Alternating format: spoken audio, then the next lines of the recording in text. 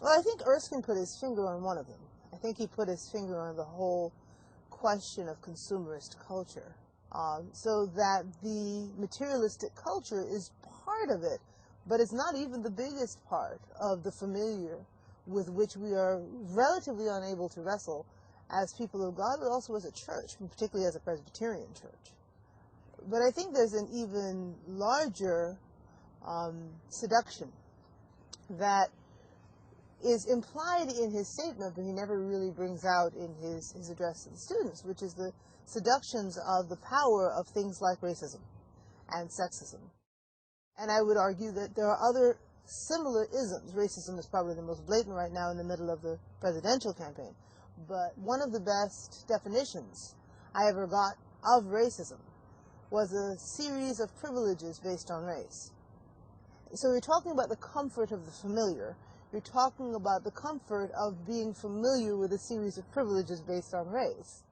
The question is whether or not seminarians are even aware of that comfort, and whether or not they're even willing to challenge the comfort of that familiar, as Charles Colcock clearly was not.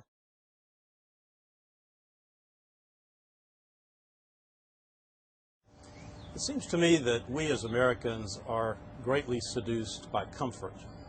And in fact, comfort is a very familiar thing to us. We live in a culture where we're surrounded by great wealth, and even the least of us benefit in ways that we hardly imagine from the wealth that is a part of this culture.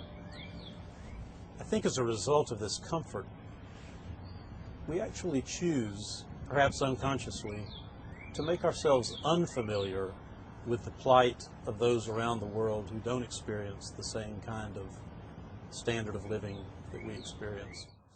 We have great capacities for self-deception, capacities to believe the preferred story about ourselves and our situation, often in a way that excludes the possibility that there are other stories that need to be heard. When we talk to some business people about the working conditions of people in developing countries, where they will try to assure themselves by assuring us that somehow they're better off in those conditions than they might otherwise be. And so as we become familiar with these situations and learn to rationalize, or in a sense convince ourselves of what we prefer to believe, we gain a kind of comfort with the whole thing. Yeah.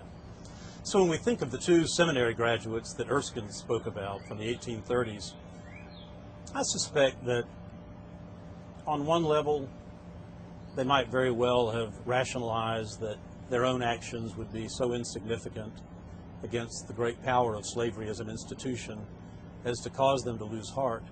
But perhaps just as much, I believe the comfort of their situation might very well have caused them to make themselves in some way ignorant of the very things that they were concerned about at an earlier point. As they became more familiar with the situation of those in bondage, they became less acutely aware of the real pain and suffering involved in that. And I think that really goes to our human capacity for self-deception.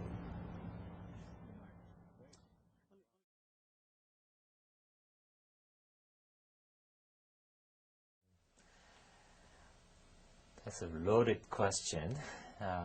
We can go in all different aspects, but I do want to take on as a person coming to U.S. As an immigrant child, and seeing America from other global perspective, I think the most emerging issue is America in power over all other countries. The Pax Romana, or modern day interpretation, that Pax America is a question here, and that gives us Americans as to be sensitive to the issues going around